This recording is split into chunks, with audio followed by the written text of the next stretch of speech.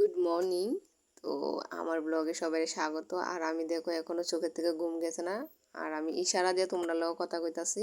তো আজকে যাবো এক জায়গায়। তো এরপরে এবার ঘুমের থেকে ওইটা বাসন টাসন দিয়ে তো চা খাইয়া লাইতেছি, চা খাইয়া দেওয়া রেডি হয়ে বাড়ি যেতেছি। আর বাড়ির থেকে আমি দেখাতে পারছি না, কারণ তাড়াহুড়া করে রেডি হয়েছি, কারণ আমরা আবার ব্যাক করতে হবে। আর তারপরে দেখো এদিকে যাওয়ার সময় দেখছি কত বড় গণেশ ঠাকুরের মূর্তি কত বড়, তো তোমরা একটু দেখাইলাম। তারপরে বাসে বইয়া গেছি, বাসে করে আমি আমার মেয়ে আর আমার বোন যাতাছি। আর এদিকে দেখো তার কিছুক্ষণ পরে দেখি তারা মাসি বোনজি পুরা ঘুমে বেবুর।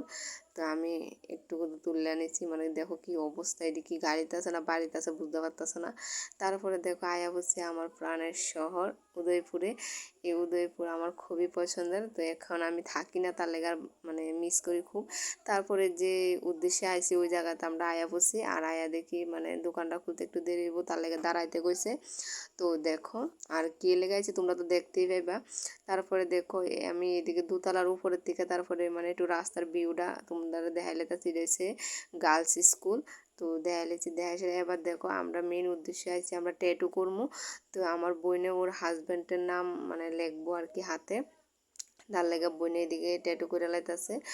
আর আমিও করবো, আমারটা পরে দেখাইতেছি। তারপরে এটা হচ্ছে বোনে করছে, আর খুবই সুন্দর হয়েছে ট্যাটুটা। তারপরে দিয়া এবার হয়েছে আমি, আর বোনে হয়েছে ওর হাজব্যান্ডের নাম লেখছে, আর তারপরে হচ্ছে আমি লিখতেছি মা বাবুর নাম। তো লেখা লাইতেছি। তো ব্যথা অনেকটাই পাইছি, আর কিতা কইতাম ব্যথা, তোমরা যারা আঁকছো তারা তো কইতেই পারো। আর আমরা দুই বোনের ট্যাটুটা কেমন হয়েছে তোমরা অবশ্যই জানাবা। তো ট্যাটু একে গেলাম গা মেজননাসের বাড়িতে, যাই সেটা ওইদিকে খাওয়া দাওয়া করে তারপরে বারোই জামুগা।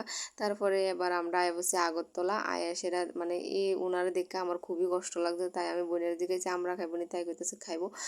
দেখো অন্যরা অনেক কিছু লই যাবো, কিন্তু তাইনের দেখে আমার কি জানি কষ্ট লাগছে। দেখো লবণ রাখনের লেগে তাইনের কাছে একটা ডিব্বাও নাই, তার লেগে আমি ইন্টিকে লিয়ে খাইছি। তো ভিডিওটা কেমন লাগছে